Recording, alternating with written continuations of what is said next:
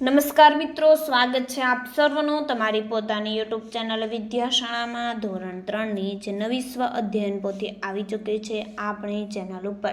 આ નવી સ્વ અધ્યયન પોથીના બધા જ વિષયના બધા જ પાઠના સંપૂર્ણ સોલ્યુશનના વિડીયો પ્લસ PDF બંને મૂકવામાં આવે છે, જેની લિંક નીચે ડિસ્ક્રિપ્શન બોક્સમાં આપેલ છે. તો આજે આપણે આ વિડીયોમાં ધોરણ 3ની નવી સ્વ અધ્યયન પોથીમાંથી ભાગ નંબર 1ના પર્યાવરણ વિષયના જે ચાલો યાદ કરીએ એનું સંપૂર્ણ સોલ્યુશન આપણે આ વિડીયોની અંદર જોઈશું. જે નવી સ્વ અધ્યયન પોથી આવેલી છે તેમનું પોસ્ટર પણ અહીં તમને દર્શાવેલું છે, જે તમે જોઈ શકો છો. હવે આપણે ભાગ પ્રમાણે સ્વ અધ્યયન પોથી આવશે. આ આપણો પ્રથમ ભાગ છે, તેમાં દરેક વિષયમાં 1-2 ચેપ્ટર આવશે. તેવી જ રીતના બીજો ભાગ, ત્રીજો ભાગ અને ચોથો ભાગ પણ આવશે. આ સંપૂર્ણ સોલ્યુશનની PDFની લિંક નીચે ડિસ્ક્રિપ્શન બોક્સમાં મળી જશે. તો ચાલો આપણે શરૂઆત કરીએ ધોરણ 3ના નવી સ્વ અધ્યયન પોથીના ભાગ નંબર 1ના પર્યાવરણ વિષયના ચાલો યાદ કરીએ તેમનું સંપૂર્ણ સોલ્યુશન. જોઈએ, નીચે આપેલા ચિત્રોમાંથી જે પક્ષી કે પશુને તમે તેના અવાજ પરથી ઓળખતા હોય તે ચિત્રની નીચે ચોરસ બોક્સમાં ખરાની નિશાની કરો. તો જોઈએ, ચકલી, પોપટ, બિલાડી, મોર, ત્યાર પછી કૂતરો, ગધેડું, ગાય, ભેંસ, ત્યાર પછી કોયલ, કબૂતર, ચિત્તો અને ચિમ્પાન્જી. ત્યાર પછી અહીં છે ચિમ્પાન્જી નહીં, અહીં તમને આપેલો છે ગોરીલો અને બકરી. ત્યાર પછી જોઈએ આગળ, લખો.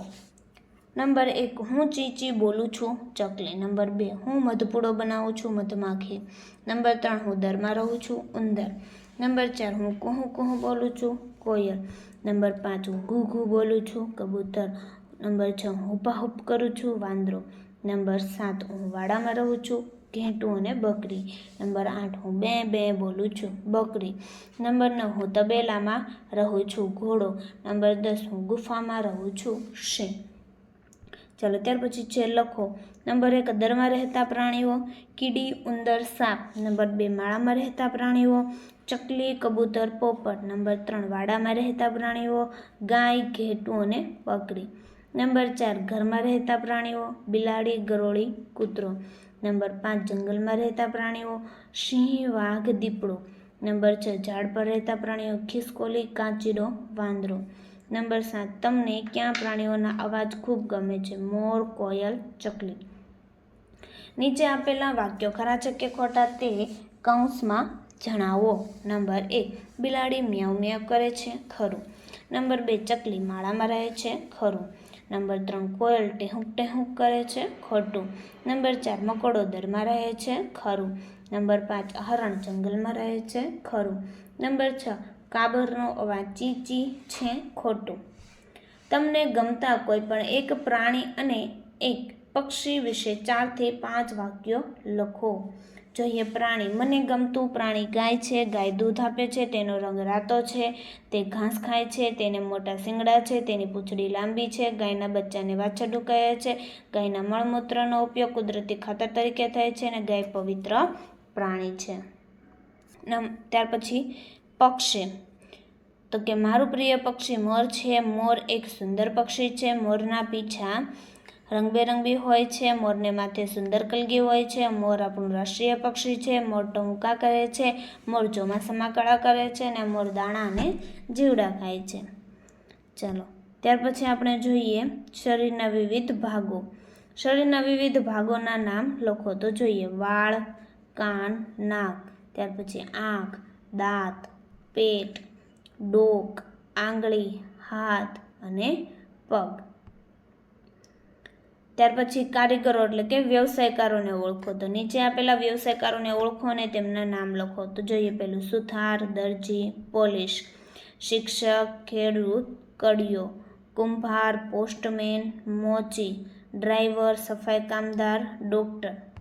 મને ઓળખો. નંબર 1, હું માટીમાંથી વાસણો બનાવું છું, કુંભાર. નંબર 2, હું લાકડામાંથી ટેબલ ખુરશી બનાવું છું, સુથાર.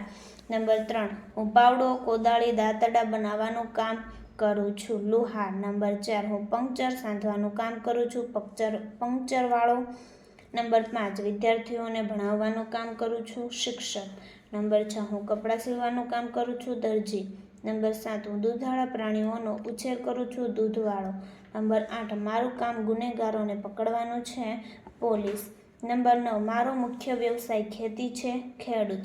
નંબર 10 સંચો મારું મુખ્ય ઓજાર છે, એન્જિનિયર.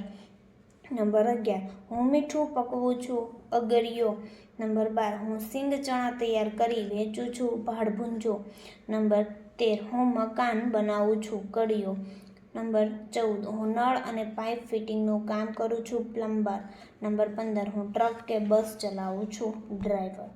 વિદ્યાર્થી મિત્રો, ધોરણ 3 થી 8 ની જે નવી સ્વાધ્યાય પોથી આવી છે 2024-25, જેમાં બધા જ ભાગના તમામ વિષયના સોલ્યુશનની પીડીએફ અને બુક મેળવી શકો છો.